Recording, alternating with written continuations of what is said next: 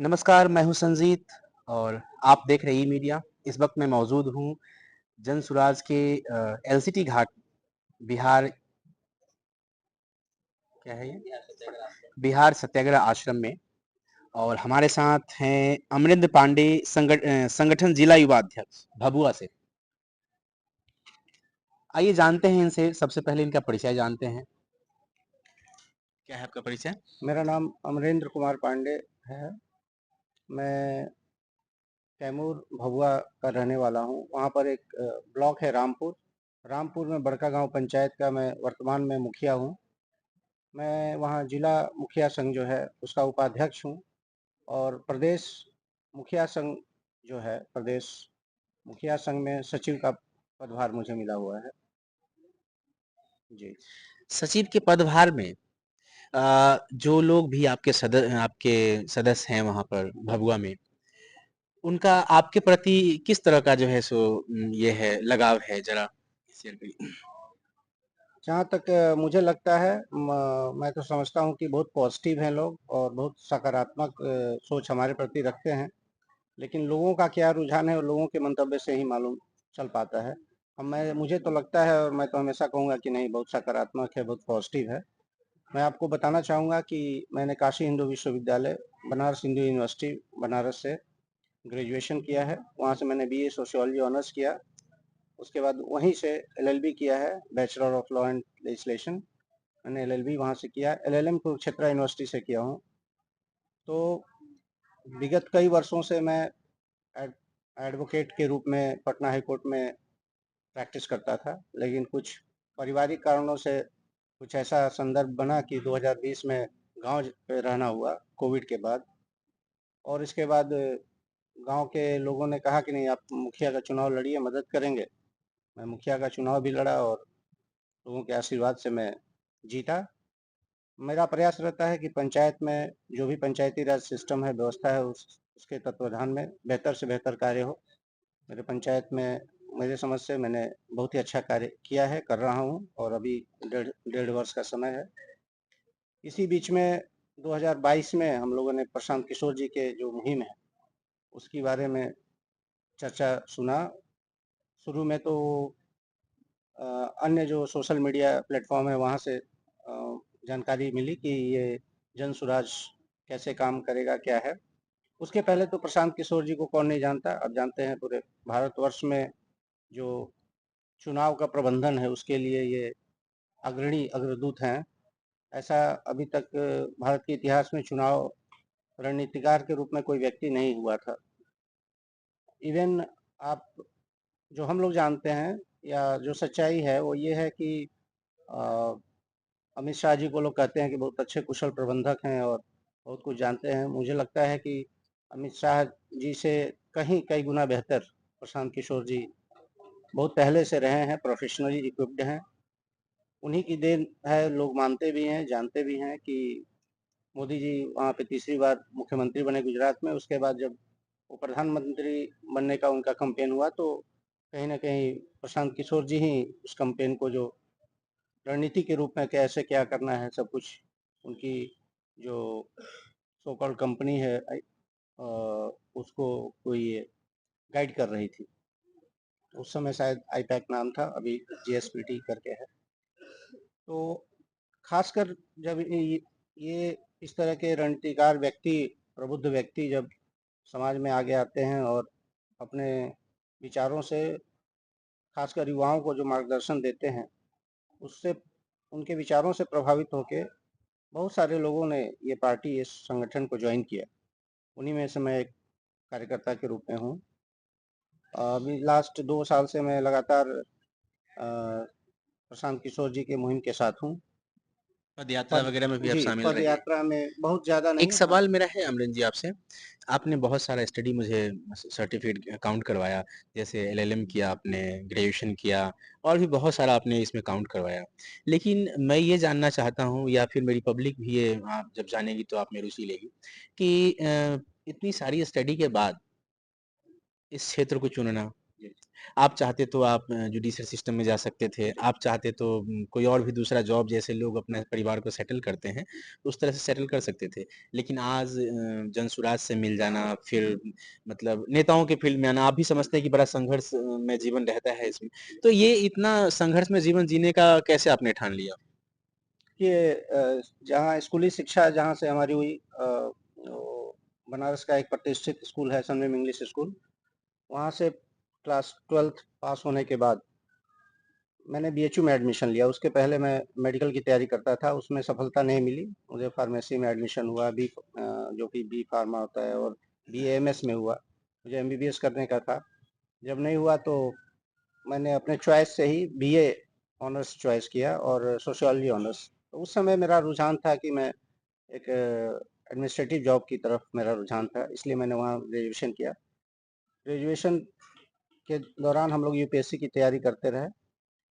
बहुत सफलता नहीं मिली और जस्ट 2003 में पास किया, उसी समय एलएलबी में भी एडमिशन हो गया वहीं बीएचयू में ही। वहाँ का एलएलबी का जो फैकल्टी है काफ़ी रिच है, काफ़ी अच्छा उसका रिजल्ट जुडिशरी और लेक्चरशिप में होता है। आप through out India judicial officers को देखेंगे तो बीएचयू का एक बहुत अच्छा स्थान है। खासकर झारखंड, यूपी और बिहार में तो हमें लगता है कि मोर देन 40% जुडिशियल ऑफिसर आप बीएचयू से पढ़े हुए कहीं ना कहीं या मेंटर के रूप में उनके टीचर्स जरूर पाएंगे। उतने अच्छे विश्वविद्यालय से पढ़ने के दौरान मुझे ये अनुभव हुआ कि केवल जो ज्ञान प्राप्त किया जा रहा है या जो भी चीज़ें हैं प्रोफेशनली, केवल अपने परिवार के पालन पोषण के लिए नहीं। जो काशी हिंदू विश्वविद्यालय के जो हम लोगों के संस्थापक रहे हैं, प्रातः स्मरणीय मदन मोहन मालवीय जी, भारत रत्न, उनके विचारों से हम लोग काफ़ी ओतप्रोत शुरू से रहे हैं। तो वहाँ से मिला कि नहीं, शिक्षा ठीक है, पारिवारिक पृष्ठभूमि अगर आपकी ऐसी नहीं है कि आप हैंड टू माउथ हैं, तो जो ज्ञान अर्जित किए हैं, जो भी आपके अनुभव हैं, जो भी आप में कुशलता है, उसको निखारिए और उसको समाज को वापस दीजिए। तो इस मोटो को लेकर फिर मन में एक ये था कि नहीं, समाज सेवा किया जाए। तो एलएलबी करने के बाद शुरू में मैंने प्रैक्टिस नहीं किया, मैं एनजीओज में काम किया, मैंने क्राई में काम किया, मैंने तरुण भारत संघ, राजेंद्र सिंह का एनजीओ है जो जल पुरुष के नाम से जाने जाते हैं, उनके साथ काम किया। 2010 में सत्याग्रह एक बहुत बड़ा वहाँ पे जो कॉमनवेल्थ गेम्स साइट है, जो कॉमनवेल्थ गेम्स विलेज के रूप में बना यमुना रिवर बेड पे, उसके विरोध में जो सत्याग्रह हो रहा था उसका मैं पार्ट था। हम लोगों ने वहाँ लगभग 20 से ज़्यादा एनजीओ के साथ कोऑर्डिनेट करके काम कराने का काम किया एज अ वॉलंटियर और एज अ पेरोल। थोड़ा 12-15 हज़ार रुपये मिलते थे। तो साइकिल से हम लोगों का दिल्ली यूनिवर्सिटी में जाना, लोगों को कंपेन करके बताना, फिर इन्वायरमेंट फ्रेंडली लोगों को बताना, फिर गवर्नमेंट की जो एजेंसीज हैं उनके खिलाफ हम लोगों ने वहाँ प्रदर्शन किया। लगातार 1 वर्ष तक सत्याग्रह चलता रहा। वहाँ पे लाल कृष्ण आडवाणी सर, वहाँ पे उस समय के जो भी सो कॉल्ड रिनाउंड इन्वायरमेंटलिस्ट थे, सभी लोगों का आना जाना लगा रहा। काफ़ी विरोध किया हम लोगों ने, लेकिन अंततः जानते हैं सत्ता की हनक और सत्ता ही प्रभावशाली होती है। कहीं न कहीं सत्याग्रह कहीं असफल रहा और उसी साइट पे कॉमनवेल्थ गेम्स बना। लेकिन उसको अगर आप सिस्मिक जोन में देखेंगे या उसका टेक्निकल जो चीज़ें देखेंगे तो आप ये पूर्णतः सत्य है कि वहाँ पे कॉमनवेल्थ गेम साइट नहीं बनना चाहिए था। तो मैं उस आंदोलन का भी पार्ट रहा हूँ। उस समय मैं वहाँ कार्य किया, बहुत कुछ समझने सीखने को मिला। उसके बाद लगभग 3 वर्षों बाद मैं वापस यहाँ पटना आया, यहाँ प्रैक्टिस किया 7-8 साल।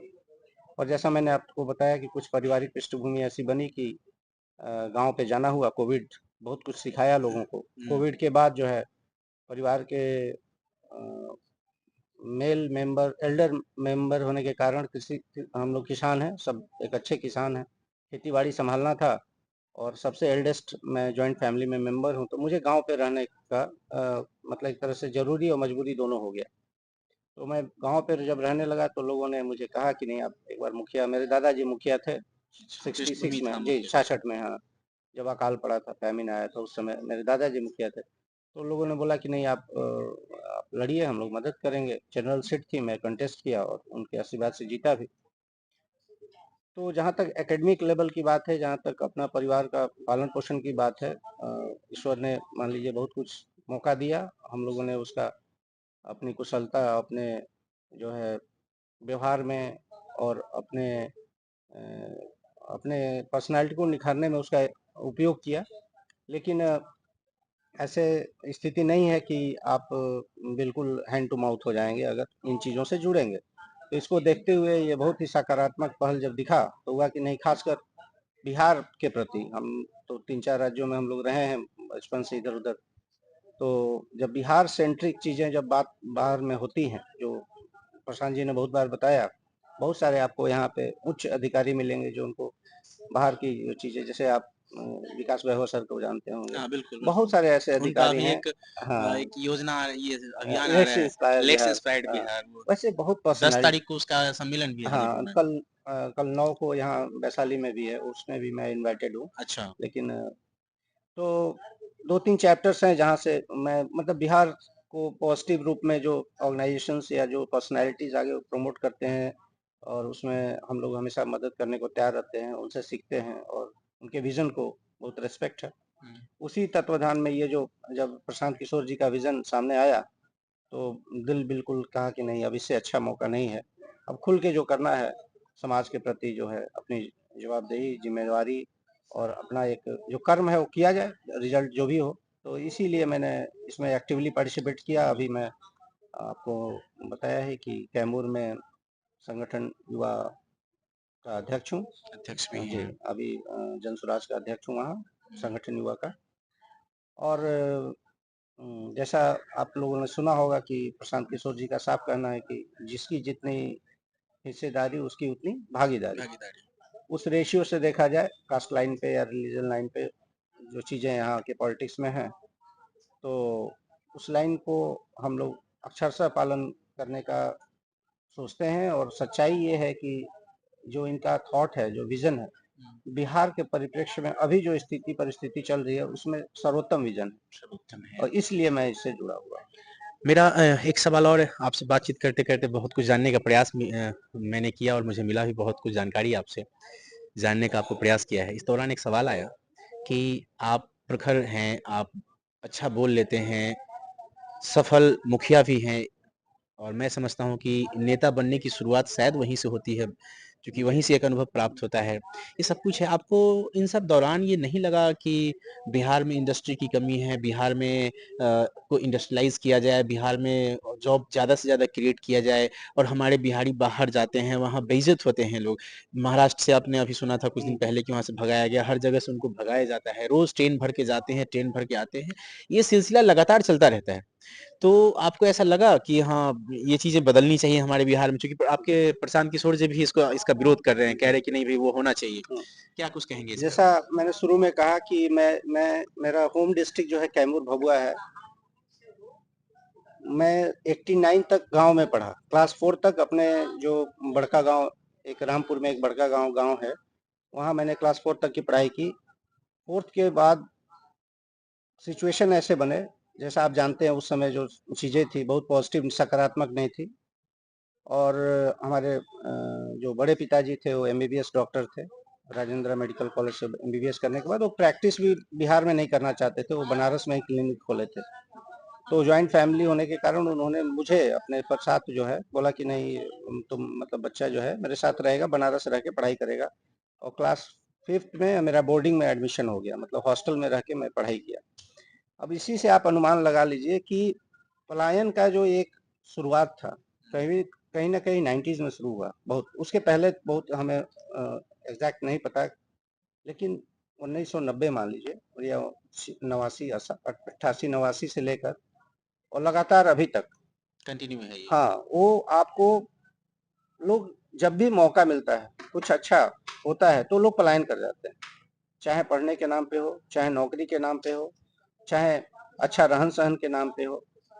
और ये पलायन ही एक प्रमुख कारण है, मैं समझता हूँ प्रमुख कारणों में से एक है ये बिहार की दुर्दशा का। जब आप शिक्षा के लिए जाते हैं, तो वहाँ आपका इसी तरह से एक तरह से जो आपके परिवार की आमदनी है, आपके शिक्षा के रूप में खर्च हो रही है, तो दूसरा स्टेट उसका फ़ायदा उठा रहा है। समझ सकते हैं, फीस के रूप में हुआ या आप रहन-सहन किराए पे रहते हैं, तो यहाँ से पैसा जाता है और लोग बाहर रहते हैं, बाहर की इकोनॉमी बूस्ट करते हैं। तो स्कूल टाइम से मैं बोर्डिंग में रहा, 3 साल बोर्डिंग में रहा स्क्वायर डे स्कॉलर होके और बनारस में ही रहा। वहाँ पे और यहाँ पे जो बहुत अंतर नहीं है, कैमूर से हमारा बनारस मात्र 90 किलोमीटर दूर है। लेकिन उतना नज़दीक होते हुए भी बिहार यूपी का इतना डिफरेंस उस समय था, इवन आज कि उस मतलब वो त्रासदी थी और बिल्कुल सही कहते हैं प्रशांत किशोर जी कि जो ब्रेन ड्रेन है बिहार का और जो पोटेंशियल जो लोग हैं जो यहाँ के रह के यहाँ जो बुद्धिजीवी हैं जो ब्रेन मतलब हर तरह यहाँ अनुभव में यहाँ पे कुशलता में यहाँ के लोगों में कोई कमी नहीं है। एक से एक प्रखर विद्वान हैं, एडमिनिस्ट्रेटर हैं, उनको सुविधा दी जाए तो क्या नहीं कर सकते।